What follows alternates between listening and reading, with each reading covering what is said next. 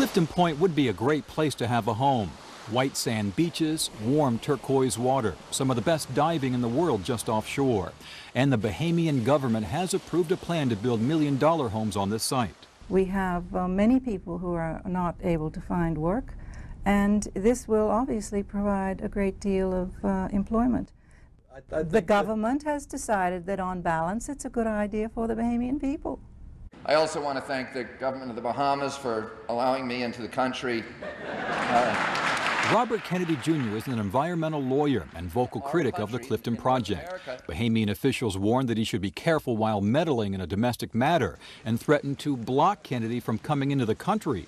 When we flew in together a few weeks ago, immigration agents did separate us and question Kennedy briefly.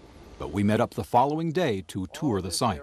This area will be million-dollar homes, basically wall to wall. No minority in the society will be allowed to frustrate the will of a determined majority. One of the loudest voices against the housing development is Vivian Wiley, who has been able to trace his roots to the plantation at Clifton Point.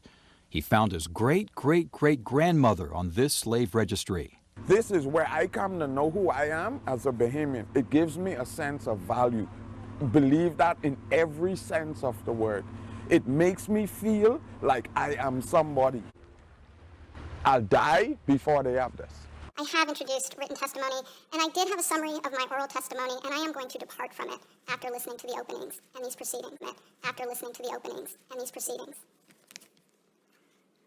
This week began the sentencing of Robert Bowers, who murdered 11 people, wounded 6 others,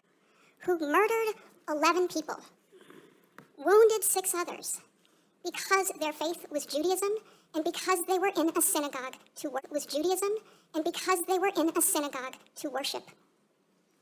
Bowers expressed on social media for a very long time deeply anti-Semitic, hateful statements. He did it and used Gab, which is a platform that was deplatformed by Twitter because of its constant space it provided to hate. That has actually become embodied in the most violent anti-Semitic act we know to have happened on our shores.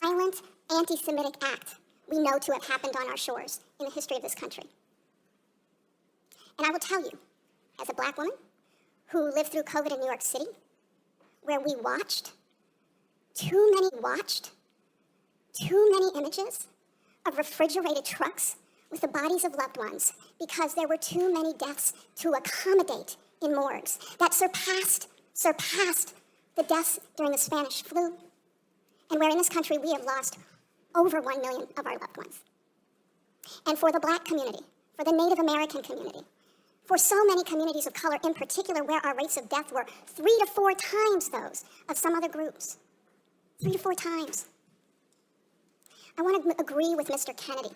I want to agree that it's incredibly important for us to be kind and respectful to one another.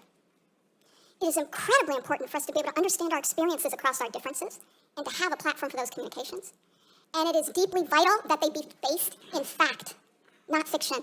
Mr. Chairman, I'd like to raise a point of order. Gentlelady can state a point of order. Point of order pursuant to House Rule 11, Clause 2, which Mr. Kennedy is violative of. I move that we move into executive session because Mr. Kennedy has repeatedly made despicable anti-Semitic and anti-Asian comments as recently as last week. Rule 11, Clause 2. Playing the race card. The race card is something that's often used against Black people for bringing up when they see race hatred being propagated against them. And it's a means to try and keep us quiet